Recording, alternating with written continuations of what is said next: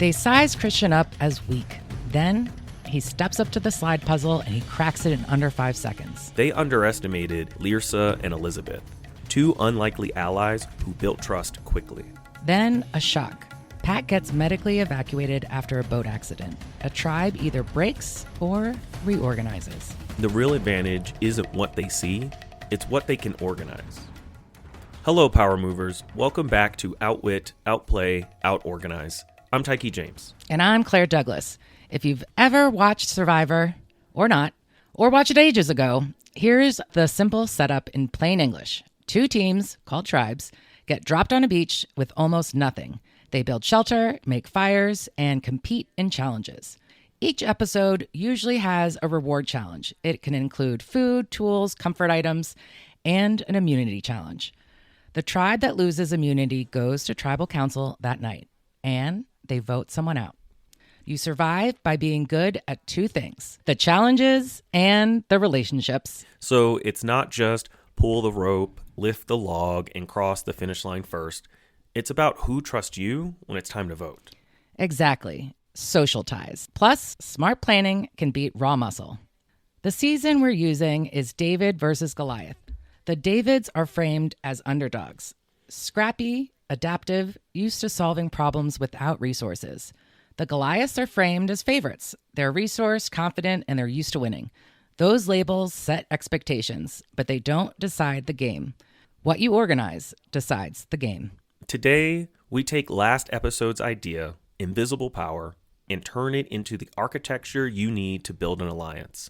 Who's on your core team, how trust is formed, and how expectations are set before the next storm, so you're not arguing once the waves hit.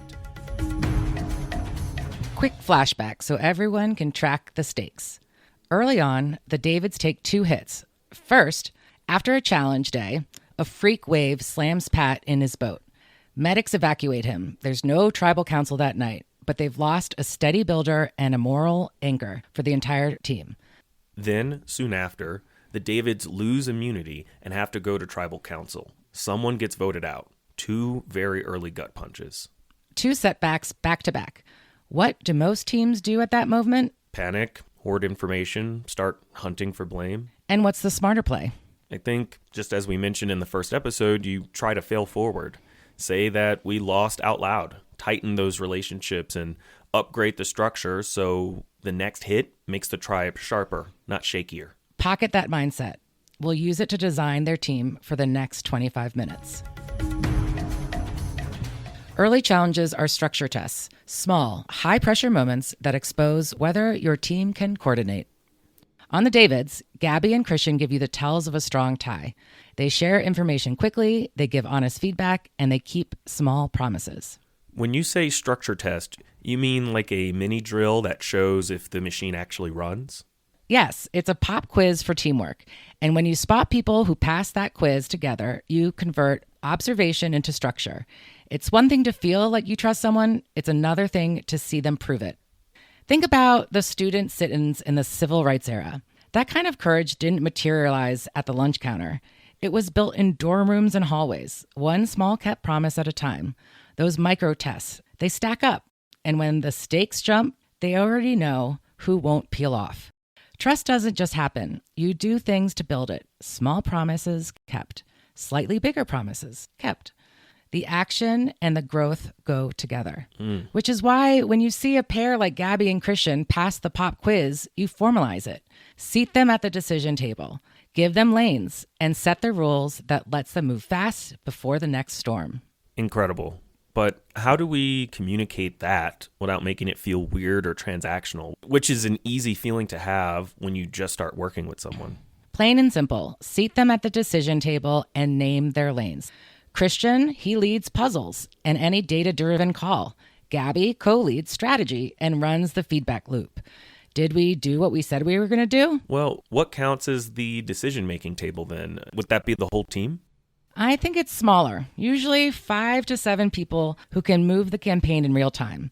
Obviously, these numbers are smaller within a tribe, but everyone else isn't sidelined. They're in pods with their own commitments, but the table decides fast.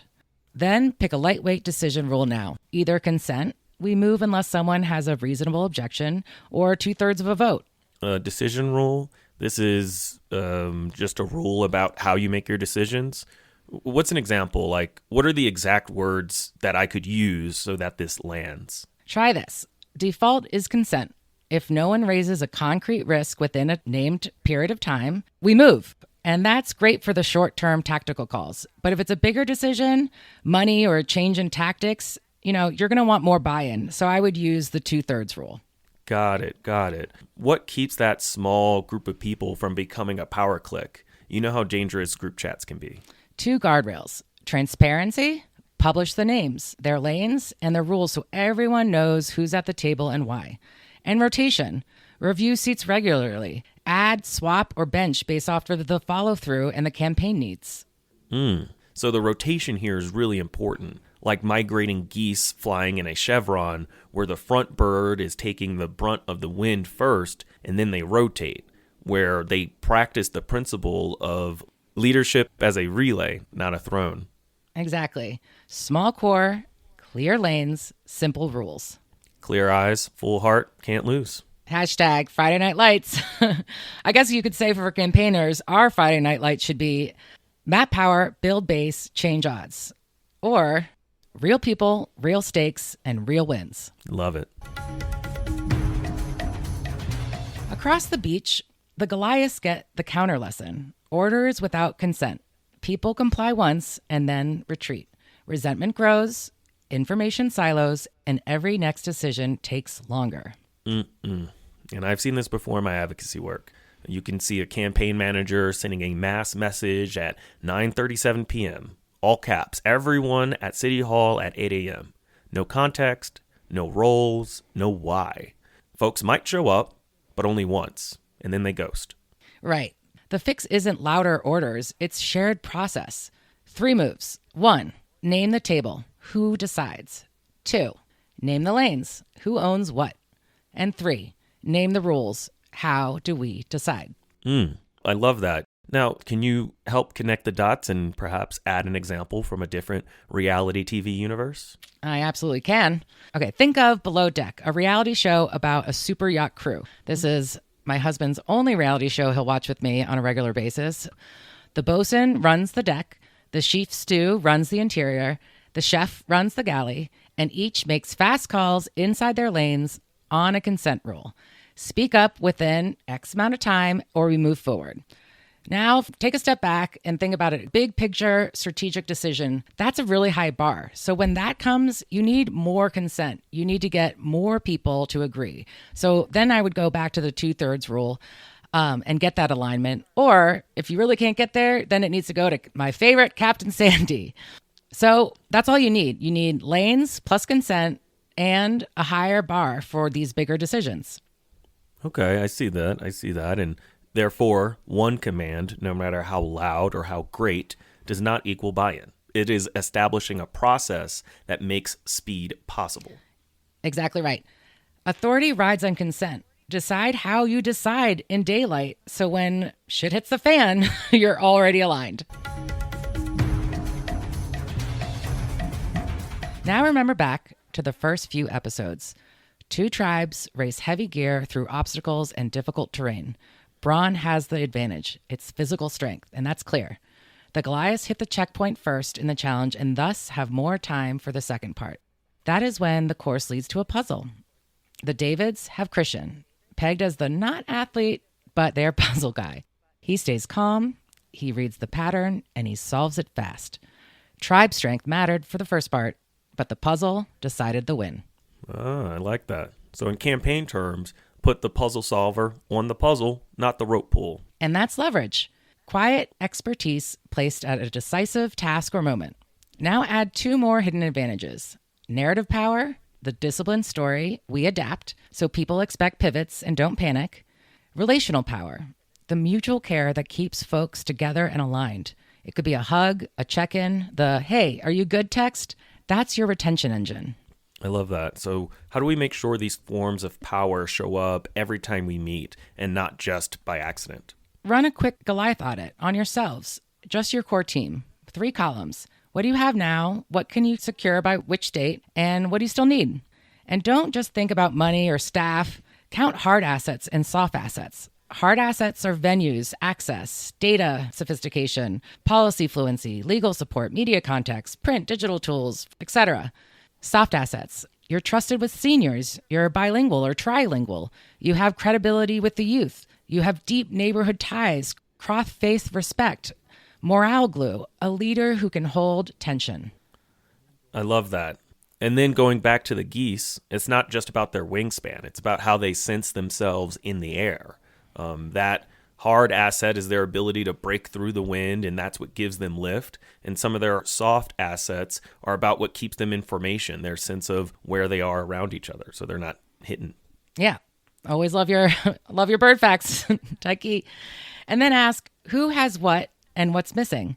List the groups or constituencies with those assets. They could be unions, congregations, PTA, student organizations, small business associations, tenant councils, mutual aid hubs, veterans groups, culture clubs. I mean, the list can continue.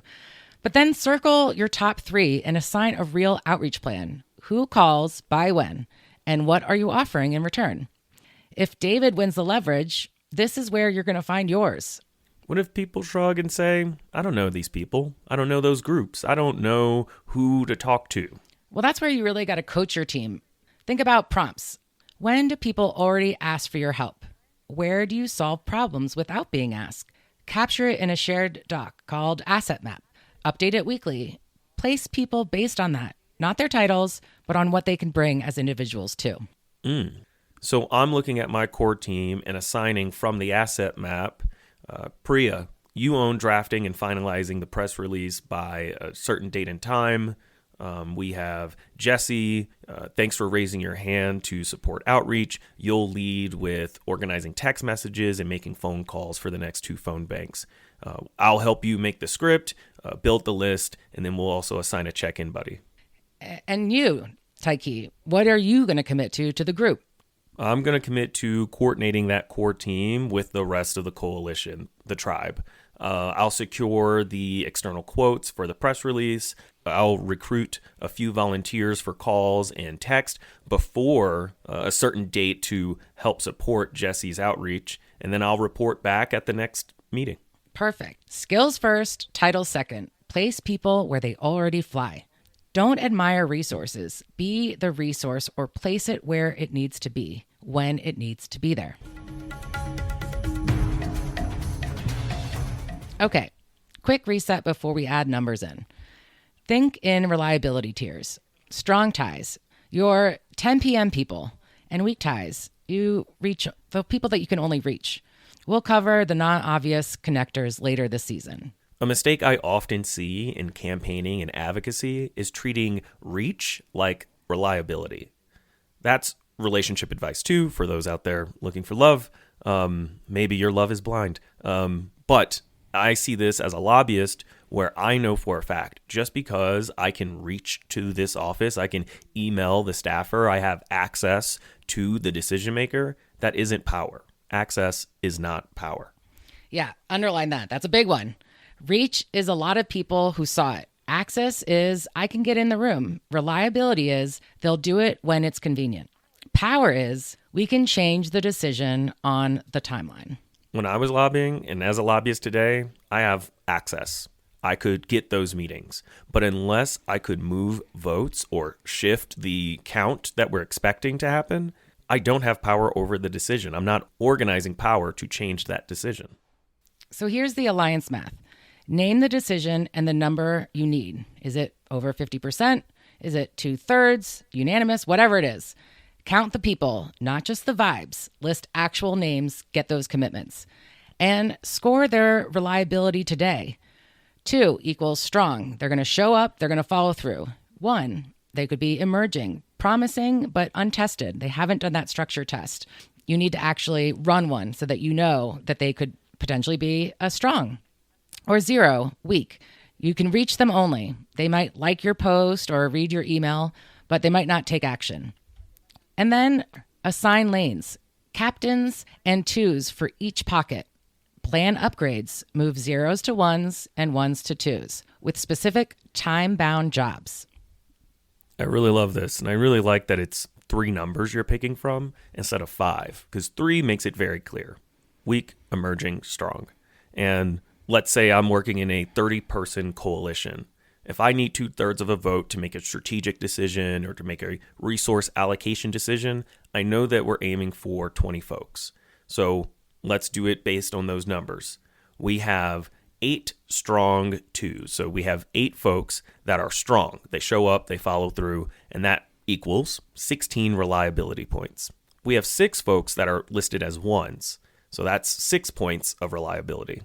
And then we have 15 that have weak ties, and that's 0 points. We obviously want the highest reliability points possible.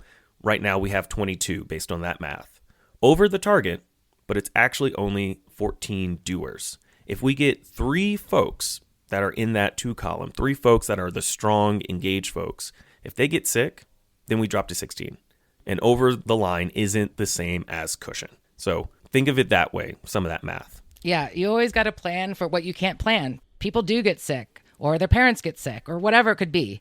So stop counting heads, count reliability, and build in margin. Your job this week is upgrading emerging and converting weak ties into real lanes. Sounds great. Here's the play. Reliability roll call. Name 5 people with access who aren't reliable. Give each a small, time-bound job that touches on the win you're trying to achieve together. Who delivers? Promote them into pods as a captain or a number 2 or deputy, if you will. And put decision rules on those pods. Default is consent. X timeline to raise a concrete risk, then we move. If it's a strategic or a large tactical change, again, you might want to use that 2/3 vote to keep moving. It's speed without letting a power click form. And then you see who ghosts. And as that happens, maybe you stop asking them to make strategy. That's right. People always think about bringing in new people all the time, but they don't always think about cutting off the dead weight. Think murmuration. Murmuration is the activity that you can see groups of birds do, like thousands of starlings looking powerful. You can see that the flock is able to turn so quickly because a few reliable birds know when and where to pivot, and they know how to signal when to do those turns. The power lives in the pivoters, not the crowd. It always goes back to the fundamentals. First, you power map. You build your base. You change the odds by upgrading access to reliability to power. All right, with the math set, let's lock the lanes in. Who's a captain? Who's a number 2? And then put those decision rules into play so the work moves without you. You're always got to be thinking, how do I organize myself out of this job? If you don't think that way and you don't approach the work that way, then we're never going to scale. Okay, so back to Pat, who got injured on the boat with a pre-existing back condition. He's med-evaced off the island, and you're losing your operations lead or your funder or a staffer overnight.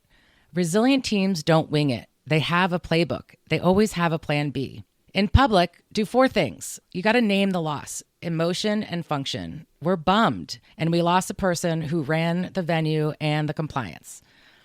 Reactivate redundancy. The pre-named number 2 steps in. If there isn't one, appoint a 14-day deputy.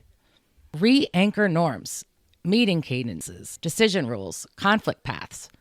Shrink the aperture. Do a 2-week sprint. Fewer fronts, fewer surprises.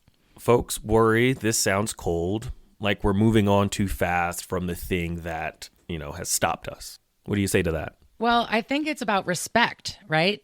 We respect that person, but we also respect the work. It's not cold. We just need to be practical. You're honoring that person by protecting the work and the people who depend on it.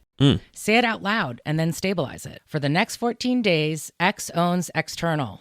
Y owns field. Z runs ops. Decisions equal consent with a 24-hour window. We pause new partnerships and keep promises to the existing ones. We'll reassess roles on blank date. Wow, I like this a lot. And when you're doing that, remember to publish those roles, calendars, that maybe this is a time to institute a 10-minute daily huddle, same time at the same link, same Zoom link, if you will. Yeah, exactly. Like think about your organizing campaign checklist, some of the basics that I see all the time. Does everyone have shared drive access? Is it fixed? Are the briefing docs created? If not, who's going to own creating them? If we have a press opportunity coming up, who's the spokesperson and who's the backups for them? And the list can continue.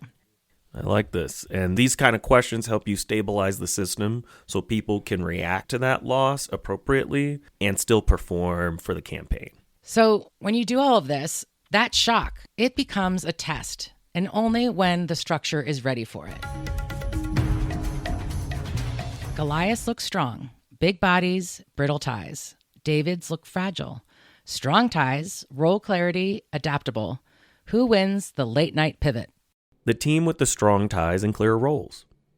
So here's your call to action. Download the Build Your Campaign engine. It's in the show notes, or you can find it on our website. Do it with your core team as soon as you can. Set a timer for 15 minutes and don't overthink it. This worksheet is a one-page campaign builder. Think of it like a pit stop, not homework. It's 15 minutes, names of people, not groups, one line per box. You'll leave with clarity and a first move. You get started with your organizing statement. One sentence that says who you're organizing, why, how, and what by when. And then next, you go to your power map, the obvious targets, the allies, and the ones that you think you can persuade. Again, it's names you want so that you can act, not just titles or names of buildings. I don't know, but you want actual human names. And the fourth step, even though I haven't been counting, is you want to make sure you know who your core team is and what are their lanes. Plus, what are your decision rules? And then the fifth step is understanding your hidden assets. What are the hard assets and the soft assets that you're going to utilize in your campaign this week, this month, this year, whatever it is?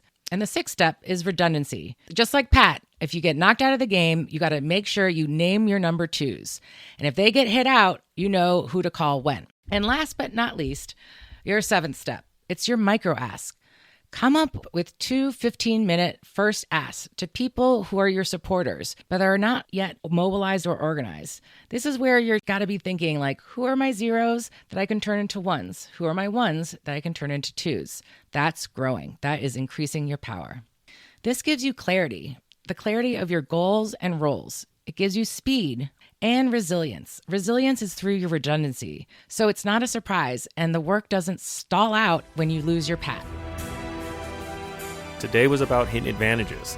Next time is misreads and decoys, because you need to find the real threat so that you know how to pick the right target. We're busting false threats and why tribes and coalitions fixate on the loudest or the most annoying voice instead of the pivotal one. And when you're on Survivor, the real threat is always about who has what information and how will they use it at Tribal Council. And then we're going to swap hunting for idols for leverage. And we're going to help you build your leverage plan so you stop rummaging randomly. Thank you so much for listening. And don't forget to subscribe. The link is in our show notes. And if you want to send us your stories, your questions, your comments, if you have ideas or issues you want to discuss, just email us at hello@newfundamentals.com. We love to hear from you, and maybe we'll start talking about your issues in an upcoming episode. Until next time, outwit, Outplay, outorganize.